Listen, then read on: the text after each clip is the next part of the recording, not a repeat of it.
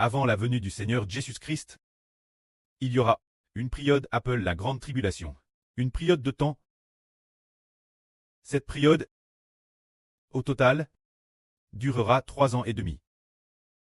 Ces 3 ans et demi sont appelés le temps de la Grande Tribulation. En fait, le temps de la Grande Tribulation fait en réalité référence à l'époque des 2 témoins. Alors, ce moment tel, le Seigneur Jésus-Christ enseigne que, lorsque la Grande Tribulation viendra, nous serons trahis par les gens. Ce moment tel, des frères trahiront des frères, et des parents nous trahiront aussi. Ainsi, parmi nous, beaucoup d'enfants, beaucoup de gens seront jetés en prison, persécutés, par toutes les nations, et emmenés captifs. Devant les gouverneurs et les rois, ils nous interrogeront. Mais le Seigneur a enseigné, il nous a dit que, ce moment tel, il ne faudra faire aucune préparation. Se dire que lors de l'interrogatoire ou de l'arrestation, c'est de Dieu, selon la volonté du Seigneur, c'est de dire qu'il veut que nous, lorsque nous serons et interrogués, puissions pour le Seigneur Jésus-Christ rendre témoignage. C'est pourquoi ce moment tel, ne vous inquiétez pas de ce que vous direz, et ne vous souciez pas de la manière de le dire. Car l'Esprit de Dieu nous donnera les paroles prononcées. Cela signifie que, durant le temps de la Grande Tribulation, il y aura une caractéristique vidante. Cette caractéristique est de recevoir la marque de la bête. C'est-à-dire que pendant la Grande Tribulation, l'Angleterre et l'Amérique, la bête de cornes. L'Angleterre et l'Amérique forceront les gens de toutes les nations et de tous les peuples. Par ce recevoir la marque de la bête 10 cornes. La bête 10 cornes est le royaume en partie de fer et en partie d'argile. La Russie divise puis allie. C'est-à-dire ces pays que sont l'Angleterre et l'Amérique. Ils s'allieront l'avenir. Après Stray Alice, ils aideront, la Russie divise puis allie, faire accepter par toutes les nations et tous les peuples la marque de la Russie. Nous disons, comment la Russie peut-elle être si puissante? C'est que l'avenir, il apparaîtra, un personnage TRS puissant. La Russie ne tardera pas se diviser, elle se divisera en 10 pays. Mais après cette divise, ils se diviseront, et environ 10 ans plus tard, ils s'uniront. 10 ans après la division. Divise et fragment. Divise en plus de 10 petits pays. Après Stray divise en plus de 10 petits pays. Ils se querelleront et se battront, se livrant des combats incessants, en particulier, le royaume du Sud et le royaume du Nord. Après Stray battus pendant de nombreuses années, l'un dans l'autre, pendant 10 ans au total, pendant PRS de 10 ans, il est apparu un personnage TRS puissant. Ce personnage est appelé le roi du Nord, le 3e roi du Nord. C'est-à-dire le 3e roi du Nord. Quand ce personnage, c'est celui que l'apôtre Paul appelle l'homme de Psh. Celui qui est appelé le grand criminel. Une personne qui est le grand pécheur. Cet homme doit apparaître, se dire. Dans le livre du prophète Daniel, celui qui a été prophétise, celui qui a cette corne ayant une bouche et des yeux, se dire cette corne avec une bouche et des yeux. Il va ouvrir la bouche, cet homme qui blasphème Dieu, c'est Satan. Qui le pose directement? Satan. Mais directement l'esprit de Satan. Dans ce grand pécheur, ainsi il pousse ce grand pécheur.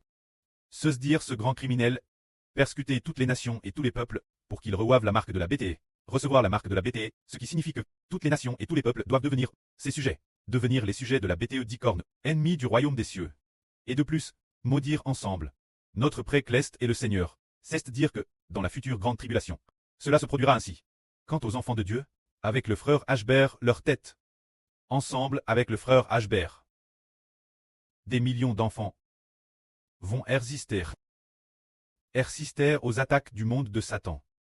Les gens du monde de Satan persécutent les enfants spirituels d'Israël pour qu'ils acceptent la marque de la bête, mais les enfants d'Israël savent tous que nous ne pouvons pas accepter la marque de la bête. Cette marque de la bête représente le royaume de Satan, appartient au royaume du monde de Satan.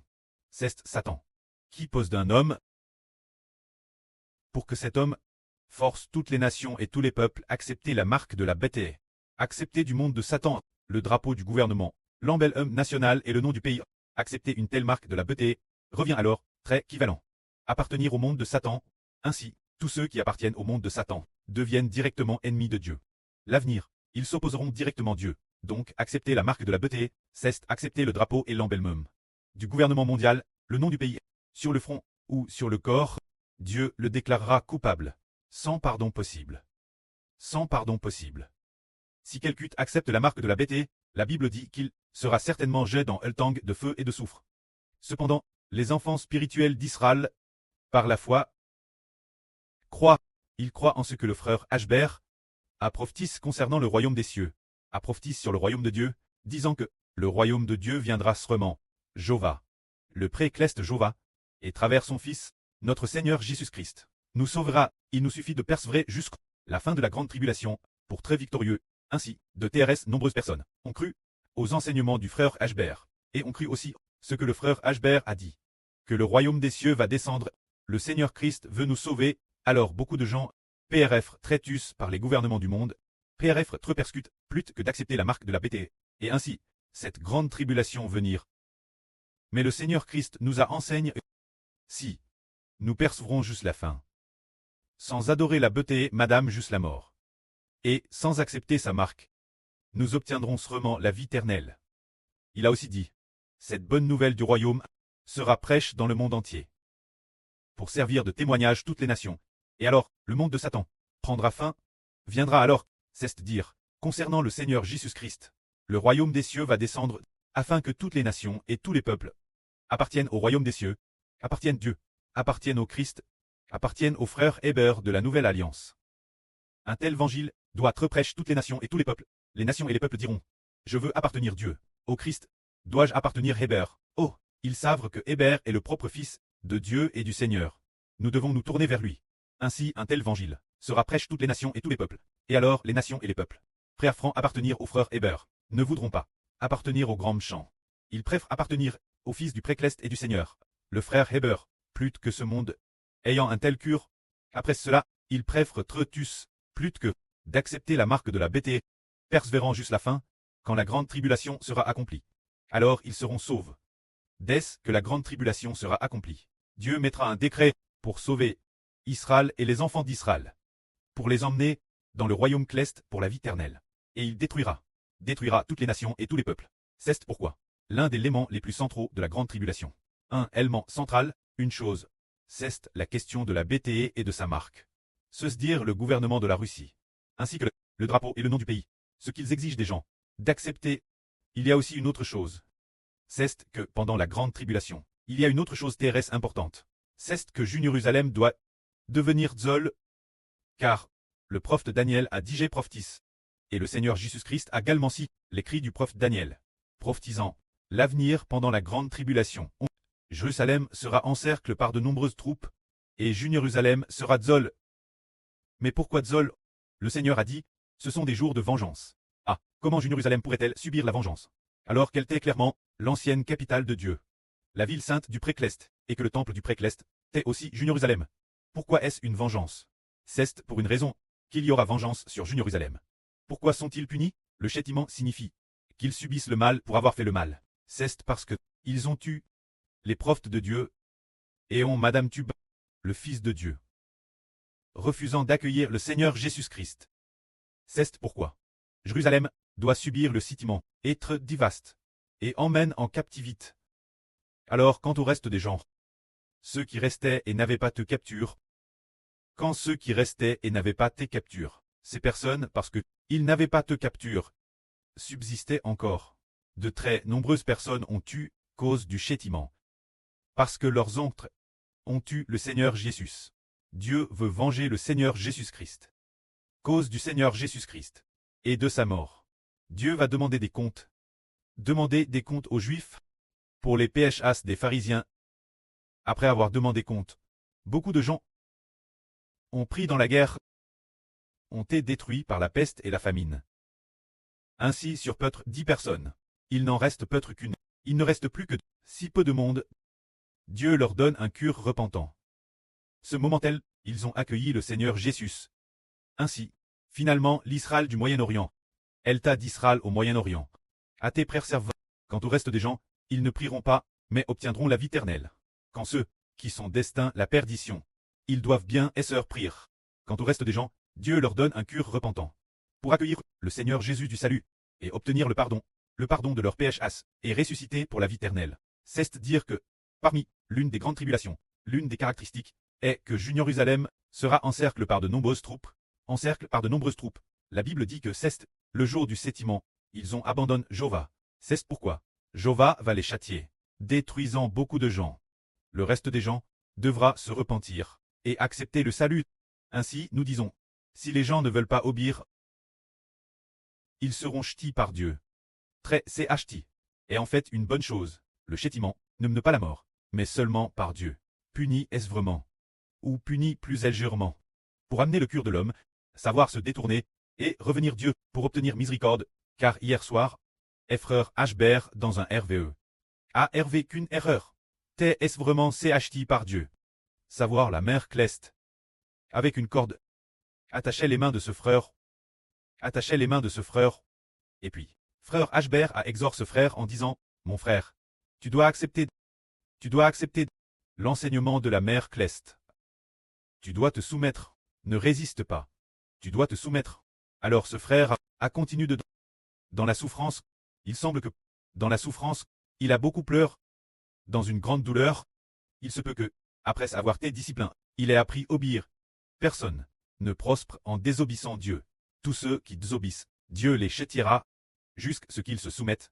Ensuite, il y a de la compassion. Le pré-Cleste a autrefois discipliné Israël. C'est ainsi que le pré-Cleste a discipliné le pré n'a pas épargné les orphelins, ni les veuves, laissant les orphelins se faire tuer, et les veuves se faire outrager. Puis il a tué leur mari, faisant en sorte que Jérusalem soit presque anéantie. Les personnes tuées étaient nombreuses. L'origine, les Juifs devaient avoir une population estime des centaines de milliers. Mais quand l'arme babylonienne est venue détruire, il ne restait peut-être que quelques dizaines de milliers de personnes. Il est possible que, sur 10 personnes tuées, il n'en restait qu'une ou deux. Il est possible d'atteindre ce niveau. Alors, ceux qui restaient ont été emmenés captifs Babylone. Après avoir été emmenés captifs Babylone, ils ont été réduits en esclavage pendant 70 ans. Une fois les 70 ans révolus, Dieu a eu pitié d'eux. Cela signifie que les rebelles, Dieu ne va pas les anéantir pour toujours. Mais il sauvera plus de certaines personnes. Le pré-Cleste Jova a ainsi infligé une telle discipline. Alors nous, son groupe d'enfants, si nous pouvons l'accepter, nous devons accepter la discipline et nous soumettre l'autorité de Dieu. Car, si tous ceux qui désobéissent ne peuvent pas prospérer, très discipliné par Dieu est aussi une bonne chose. Si travers la discipline, n'a un cœur qui sait se soumettre l'autorité et qui craint Dieu, alors il obtiendra miséricorde. Ok, car la Bible dit, la crainte de Jéhovah est le commencement de la sagesse. Le pré-Cleste veut travers le raffinage, travers les tribulations, les souffrances, discipliner son peuple. Ainsi, dans la discipline, dans la souffrance, après avoir appris à obéir, on obtient le salut. Alors, comme le frère Chibo vient de le dire, Israël au Moyen-Orient, Dieu va aussi utiliser de grandes tribulations pour les discipliner, mais il n'anéantira pas tout le monde. Il détruira la majorité des gens et laissera un petit reste. Quand ceux qui resteront, ils auront des éleveurs purs et ne seront plus rebelles dans leur esprit. Ils ne se rebelleront plus, mais au contraire, ils auront un cœur obéissant et obtiendront miséricorde. Alors nous comprenons que la discipline de Dieu n'est pas celle des hommes.